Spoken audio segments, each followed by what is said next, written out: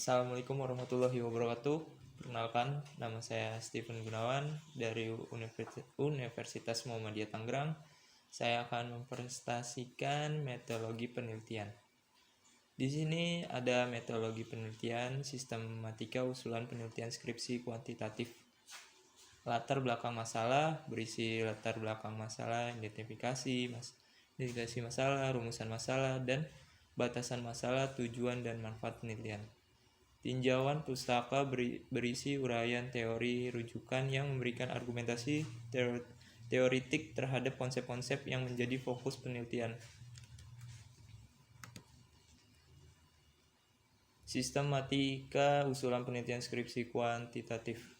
C. Metode penelitian. 1. Batasan konsep dan definisi operasional variabel, yaitu memberikan tolak ukur atau parameter untuk variabel penelitian ukur. 2.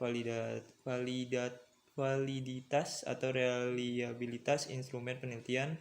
3. Teknik pengumpulan data atau memberikan penjelasan teknik pengumpulan data yang digunakan. 4. Populasi sampel dan teknik pengambilan sampel atau memberikan penjelasan yang menjadi satuan populasi, sampel, jumlah populasi, dan sampel serta teknik pengambilan sampelnya. 5. Teknik analis data atau memberikan penjelasan teknik analis atau uji statistik yang digunakan. Perlu diingat bahwa penggunaan teknik analis data harus konsisten dengan jenis datanya. Sistematika usulan penelitian skripsi kualitatif. A. Latar belakang masalah atau berisi latar belakang masalah, identifikasi masalah, rumusan masalah dan batasan masalah, tujuan dan manfaat penelitian. B. Tinjauan pustaka atau berisi uraian teori atau rujukan yang memberikan argumentasi teori terhadap konsep yang menjadi fokus penelitian. C. Metode penelitian. 1. Batasan konsep dan definisi operasional variabel atau memberikan tolak ukur atau parameter suatu variabel penelitian diukur. 2. Teknik pengumpulan data atau memberikan penjelasan teknik pengumpulan data yang digunakan, sumber dan jenis data yang diperlukan. 3. Penempatan responden dan informan penelitian atau memberikan penjelasan yang menjadi dasar penentuan responden dan informan penelitian serta teknik pengambilan sampelnya. 4. Ada teknik analisis data atau memberikan penjelasan teknik analis data yang digunakan. Perlu ingat bahwa penggunaan teknik analis data harus konsisten dengan jenis datanya. Jelaskan pendekatan yang digunakan, proses penafsiran dan penyimpulan hasil penelitian.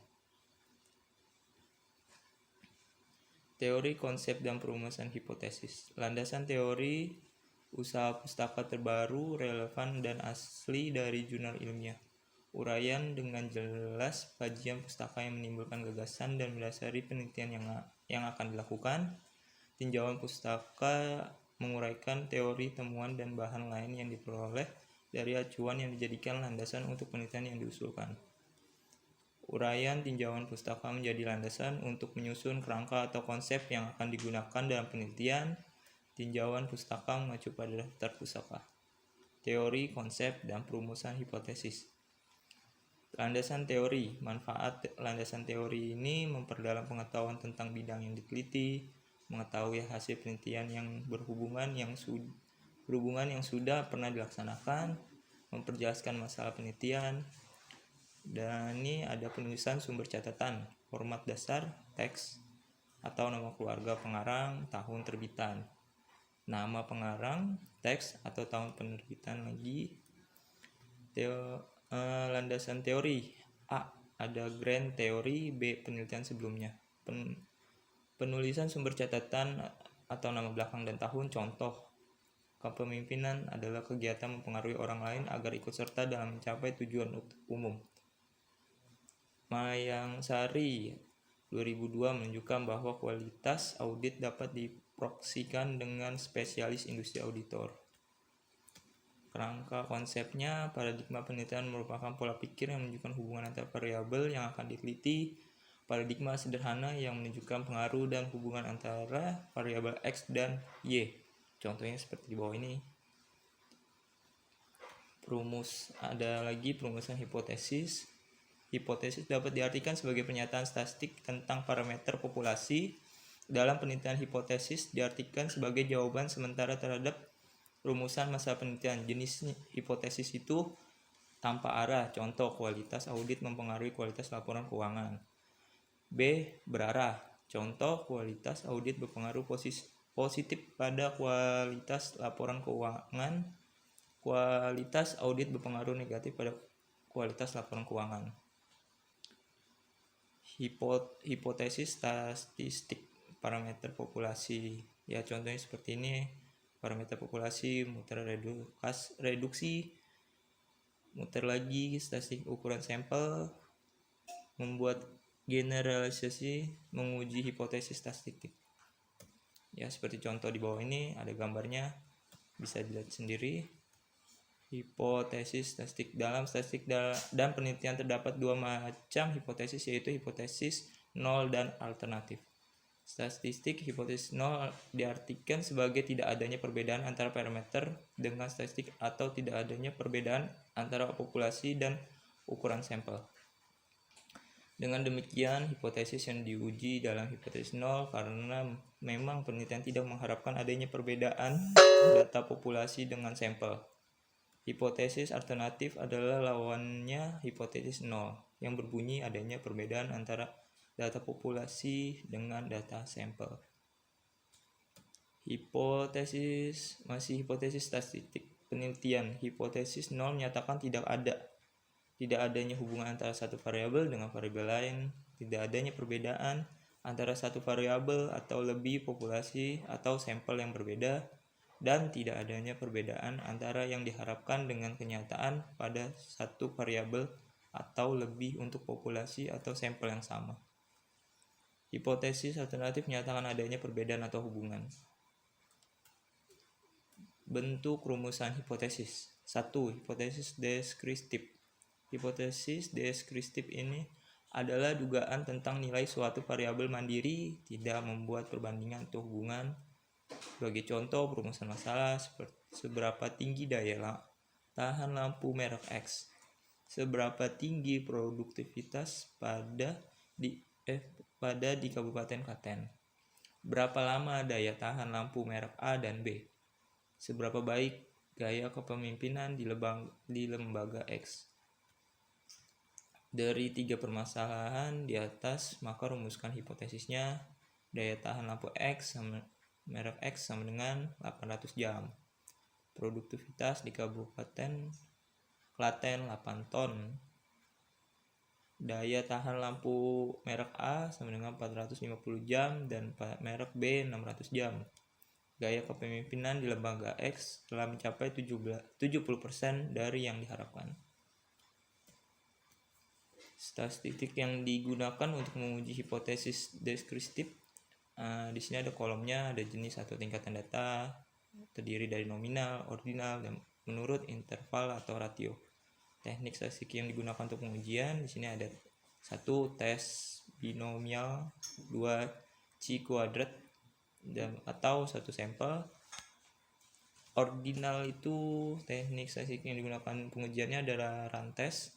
Kalau menurut interval atau ratio, teknik statistik yang digunakan untuk pengujiannya itu strip test atau 1 sampel. Hipotesis kooperatif.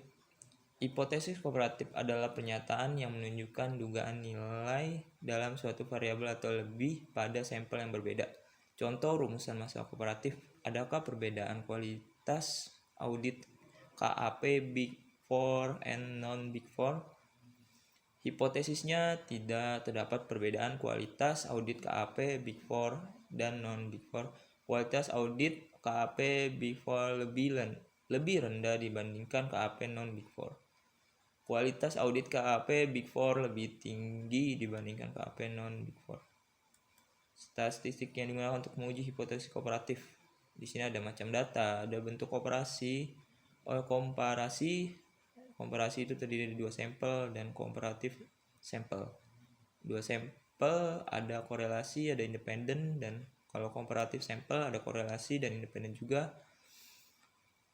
Interval rasio, korelasinya yang 2 sampel, test strip test 2 sampel, independen test strip test 2 sampel juga. Kalau kooperatif sampelnya ada one way ANOVA, two way ANOVA.